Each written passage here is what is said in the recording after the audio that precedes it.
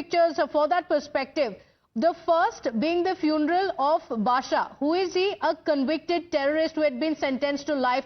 Hundreds of people attended the funeral, and the DMK government says, what can we do about it? It's a funeral of a person, so we had to provide security. On the other side are the BJP cadre who are protesting against this alleged glorification of a terrorist, and they have been detained immediately.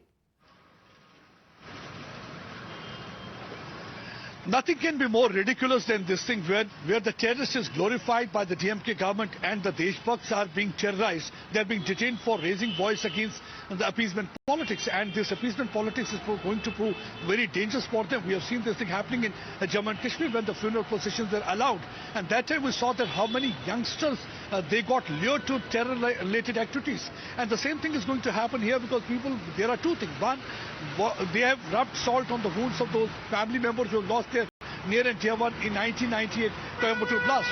58 precious lives they lost, more than 200 where people were injured.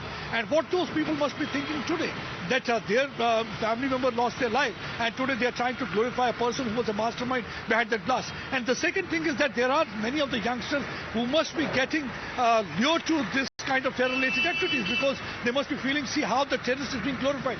By shrugging of shoulder, DMK can't say that it was basically family and the friends who had organized the procession, the funeral procession. Basically, the permission was granted by the government only. Had government not allowed, they would not have carried out funeral procession because in case of a terrorist, nobody should allow the eulogizing or the glorification of the terror-related activities. I think they should have learned the lesson from the United States of America. They didn't allow the glorification of Osama bin Laden.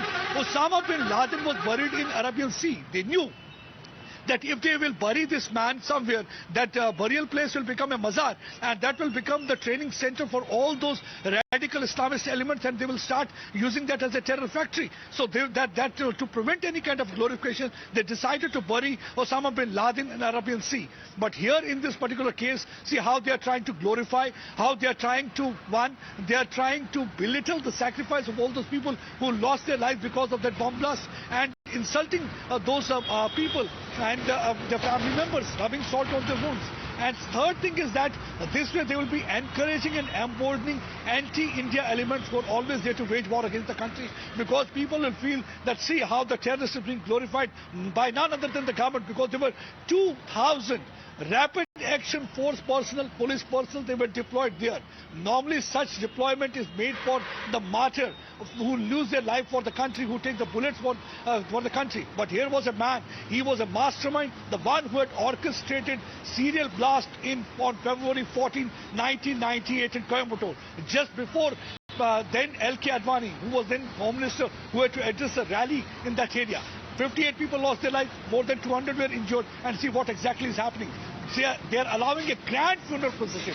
They are turning a hero out of the terrorists, because a villain is being projected as a hero. That is what exactly is happening. You can yourself understand what impact it's going to have on those young, impressionable minds who must be watching or being part of the funeral procession. Because in Kashmir Valley also, when the gun salute was given, the funeral procession were organized. After every funeral procession, it was seen that many youngsters used to join terror rank. So absolutely, and it happens time and again. And, unfortunately, you saw the defense also coming in. Pradeep, I request you to stay with us just a moment. We also want to play out a reaction coming in from the BJP. It is this duplicity that the BJP has also pointed out. Listen in.